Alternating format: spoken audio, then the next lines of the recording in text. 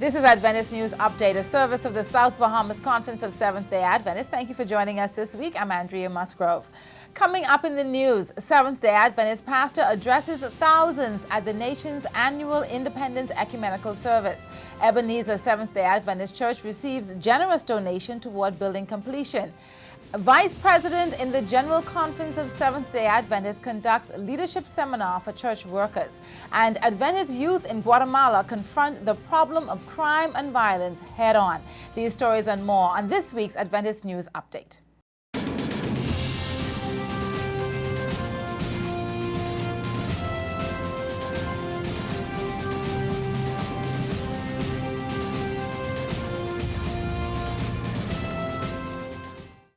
It was a time of fanfare and festivity as the Bahamas celebrated 39 years of independence this past Monday.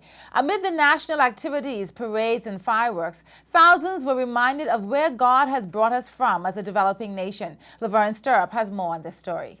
In his sermon at the historic Clifford Park, Dr. Leonard Johnson, president of the Atlantic Caribbean Union Mission of Seventh-day Adventists, admonished citizens of the Bahamas not to be afraid of going through the required process needed to achieve their financial goals. He referenced the story of Joseph and his two sons, Ephraim and Manasseh, to address the issue of the government's proposed referendum on the legalization of gambling.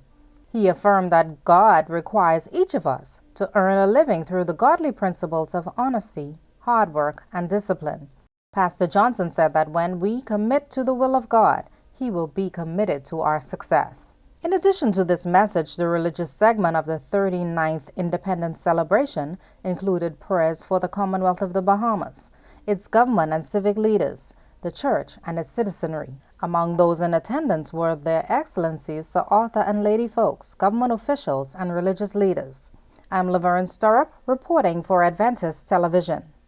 The Ebenezer Seventh-day Adventist Church worshipped in their church building for the first time on Sabbath, July 6. Felicia Daddis has more on this. At the beginning of the week, parishioners of the Ebenezer Seventh-day Adventist Church on Adderley Street worshipped under a tent, but now they are rejoicing to be within the four walls of their new edifice.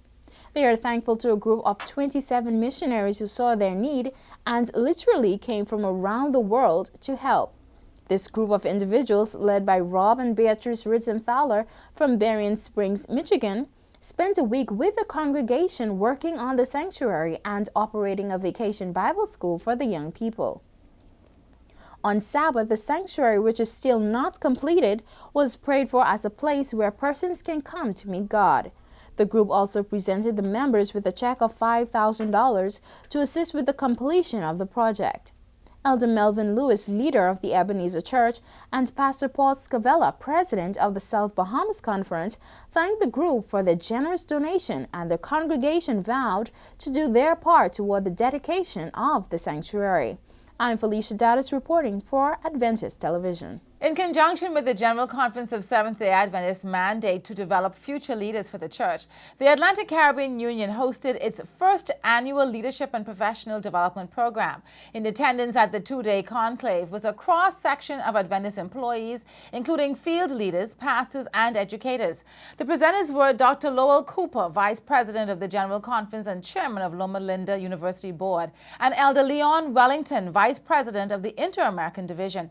Both men shared and discussed important concepts such as the leadership model of Christ, managing change and dealing with resistance, and understanding the church and its organizations. Interspersed with the seminars were devotional presentations by Pastors Peter Kerr, Michael Smith, Cheyenne O'Connor, and Paul Scavella.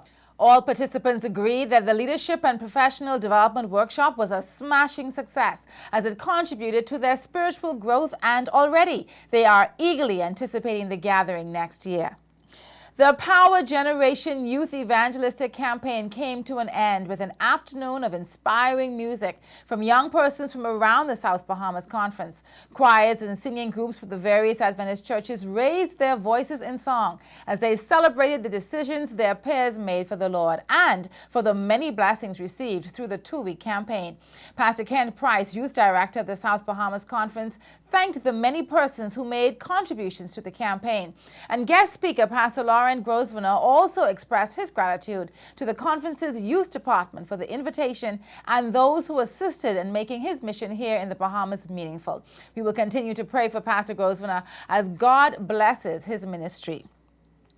And if you haven't found that summer activity for your child as yet, here are some good options. Summer Camp 242, in conjunction with the Ministry of Youth, Sports and Culture, is a free program for boys and girls. The camp is held daily at the Hillview Seventh-day Adventist Church from 9 a.m. to 1 p.m. The Jeff Rogers Basketball Camp at the Old Bahamas Academy on Wolf Road is ongoing until July 27th. Your child can learn the game of basketball in a safe environment from Monday to Friday, 9 a.m. to 1 p.m. And the Summer Student Literature Evangelism Initiative will begin on Monday, July 16th. All interested persons are asked to meet at the Breath of Life Seventh-day Adventist Church on Sabbath, July 14th at 6 p.m. for orientation. Participants aged 12 to 17 years are expected to be accompanied by a parent or guardian. The Pathfinders will hold their annual summer camp, Generation Power, in Old Bite Cat Island from July 29 to August 5, 2012. Churches are urged to register their Pathfinders now and plan for this exciting youth camp. Coming up in the South Bahamas Conference, gospel artists Jennifer Lamountain and Steve Dormady of 3ABN will be in concert at the Church of God Auditorium on Joe Farrington Road, July 14th at 8 p.m. Proceeds of the concert will aid in the mission trip to Haiti. The South Bahamas Conference of Seventh-day Adventist Women's Annual Retreat is scheduled for the holiday weekend, October 12th to the 14th at Super Club Breezes, and all ladies are encouraged to complete the application form available at the South Bahamas Conference office or from your local church leaders. The Countdown to the End gospel campaign begins on September 22nd to October 23rd, 2012. Plan now to engage in active service as we declare the word of the Lord. Visit the conference's website for the Crusade Countdown. And in the North Bahamas Conference, the elders from the Abaco District of Churches attended their third in a series of elders certification seminars held at the Marsh Harbor Seventh-day Adventist Church. The seminar, led by Dr. Leonard Johnson, president of ACOM, was held on June 29th to the 30th. The elders were admonished not to get caught up in selfish motives or abuse their God-given authority in any way.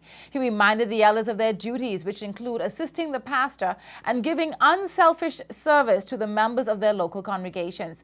Dr. Johnson reiterated the importance of being well-versed in the fundamental beliefs of the Seventh-day Adventist Church and reminded the elders to be tactful when studying with unbelievers, putting salvation, not Sabbath, at the forefront. The district pastors, Ashton McFall and Patrick Terrell, along with the elders, left motivated to lead by example and to take their responsibility as God's servants to a new level. Under the theme Impacting Youth for Christ, the North Bahamas Conference Pathfinder Youth Camp will be held from July 15 to the 22nd at the Old Missile Base in eastern Grand Bahama. Pathfinders from Abaco and Grand Bahama will be camping out for a week and learning important life lessons. On Saturday, July 14th at 8 p.m., the 8 Mile Rock Seventh-day Adventist Church will have a praise concert to raise funds toward their building project. There will be performances by Gentry Morris and Basil Bean from Abaco, Orion Pathfinder Band, Harmony, Minister Era Gibson, Higher Praise, the North Bahamas Conference Children's Choir, Lisa Ariska, and more. Pastor Desmond Stirrup and the pastoral team of the 8 Mile Rock Church request members throughout the conference to support this grand event. And churches, please continue to send in your upcoming events and reports on your activities so someone can be inspired and encouraged along their Christian journey. Let's go now to the Adventist World News this week with Erica Richards from the Adventist World News Network.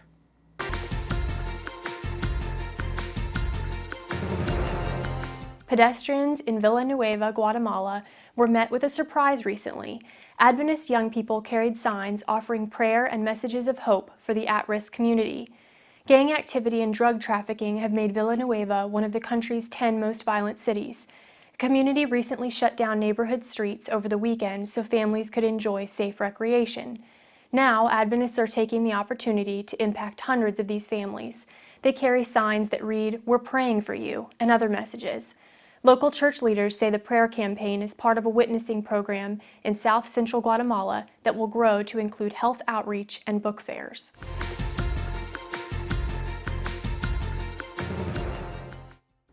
You know, they say in life you find what you're looking for, and we can always look for the things that are negative and you'll truly find them. But if you look for the things that bring you joy, you'll realize that God is really blessing you. On behalf of the production team, thanks for watching. I'm Andrea Musgrove for Adventist Television.